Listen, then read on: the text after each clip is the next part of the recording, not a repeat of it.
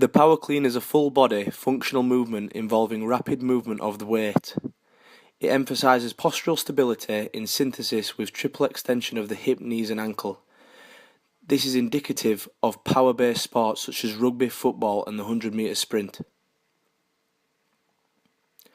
The primary musculature involved in the power clean is the gluteus maximus, hamstrings, quadriceps and gastrocnemius. Good proximal stability, core strength, of athletes will enable more efficient distal mobility, movement of arms and legs, in the performance of the power clean, moreover in acceleration, sprinting and jumping. The main energy system when performing a power clean is the ATP-PC system because the lift is performed quickly. This is because energy from phosphocreatine is short-lasted and is used up to only about 3 to 15 seconds in exercise, such as short sprints, as well as other explosive movements during sport.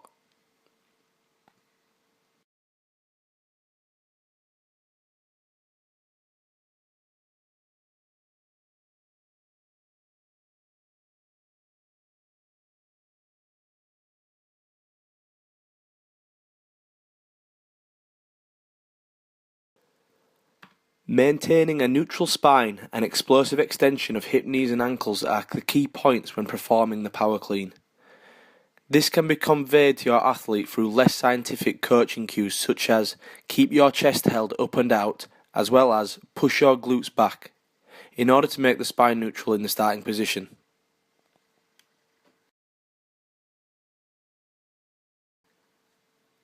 Power cleans have been used as a part of weight training programs for a wide range of athletes for years now, and have been shown to have a direct relationship to sprint speed, jump height and acceleration, specifically over short distances such as under 50 metres, which suggests that they may have a large role in improving acceleration. In a study done by the NSCA in the Journal of Strength and Conditioning in 1999, shows that there is a significant correlation between relative power clean 3 rep max scores with 10 and 40 metre sprint times with rugby league players. This suggests short sprint distances could be increased by means of increasing the 3 rep max power clean of a rugby player. Similar to the demands of rugby league are that of Australian rules football. In 2008, hang power clean 1 rep max scores with Australian rule football players showed to be significantly related to counter movement jump scores, both weighted and unweighted, and 20 metre sprint times. Moreover, showing there are underlying strength qualities with the power clean jumping and sprinting, further emphasising the practical applicability of the power clean as a key exercise in an athlete's weights programme.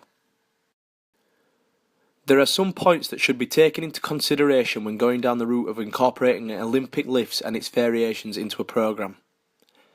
Most importantly is that some athletes may not be able to complete the progressions such as the squat snatch due to injuries or mobility issues. This will be highly likely amongst rugby league players due to the high risk of shoulder injury in the sport. However, it is obviously better to just have some of the Olympic lift variations than none at all, as emphasised by the previously stated literature.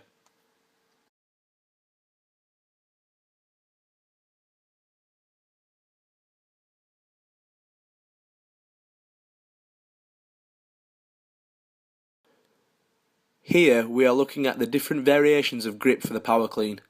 Firstly, we have the standard grip, which would be used by mainly beginners due to its simplicity and ease. Secondly, we have the hook grip, and this is different to the standard grip as the thumb is positioned underneath the fingers.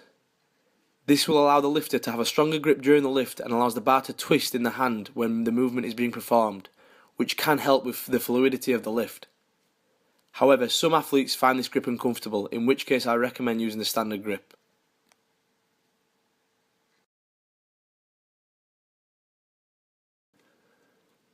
The lifter should be stood with the feet placed between hip and shoulder width apart, with the toes pointed slightly outwards. Place the hands on the bar with one of the grips discussed previously, slightly wider than shoulder width, outside of the knees with the elbows fully extended. The feet should be flat on the floor and the bar should be positioned just in front of the shins over the balls of the feet. The back position is very important. The back position for the lifter is very important for safety during the lift. The back needs to be flat in the starting stance with the trapezius relaxed and slightly stretched. The chest should be held in an upright position with the head in line with the spine and the head looking forward. Position the shoulders over the bar. All cleans or clean variations start from this position. From the stance we have just discussed, lift the bar from the floor by extending the hips and knees whilst maintaining a flat back and keeping the body in the same position in relation to the floor, like the set-up stance. When performing the first pull, do not let the hips rise before the shoulders. The elbows should still be in full extension and the bar should be as close to the shins as possible during the lift from the floor. A common error when performing the first pull are using the back to lift the bar off the floor rather than your legs, and this could result in injury, so avoid this at all costs. Transition. As the bar is lifted just above the knees, thrust the hips forward and slightly reflex the knees to move the thighs against and knees slightly under the bar. The back must be kept flat and elbows fully extended and pointing out to the side to ensure there is no loss of power generated by the leg musculature.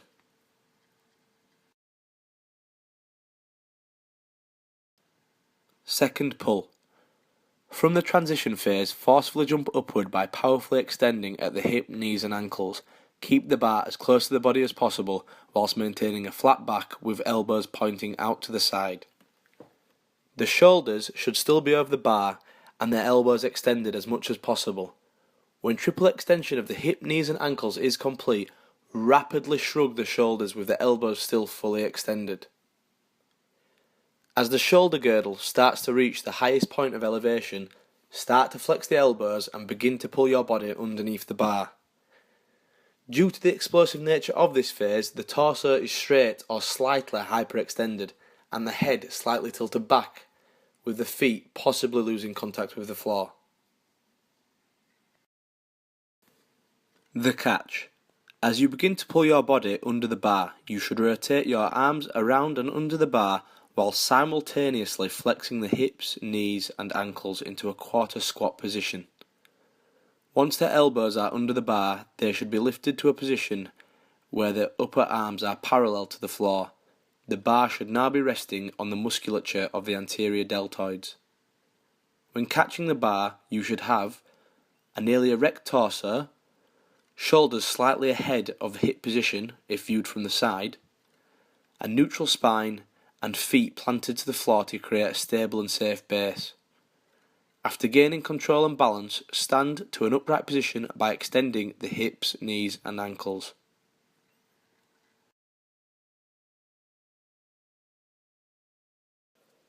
Bar positioning. When the bar is caught, an effort should be made to keep your upper arms parallel to the floor. This helps keep the bar close to your body and prevents back rounding, hence maintaining neutral alignment. Also, if a high percentage of an athlete's 1 repetition maximum is used and this parallel arm position is not executed, then the bar may be dropped before standing upright, which entails the lift not being complete. The bar should be resting on the musculature of the anterior deltoids and not obstructing the neck in any way. Some athletes may struggle to get into this parallel arm position. This can be because of tight latissimus dorsi, in which case an effort should be made to increase flexibility of this muscle to allow for better positioning in the catch position. Unilateral short distance sprinting, acceleration and jumping are attributes that seem to be improved most by power cleans. This is due to the exercise being a uniplanar movement and the high range of motion brought about the hip, knee and ankle specifically, which clearly has carryover into any sport that includes acceleration, sprinting and jumping. Due to this broad carryover, the power clean will benefit any position in sports such as rugby league, which makes the decision of having this exercise in a coach's repertoire that much easier to make.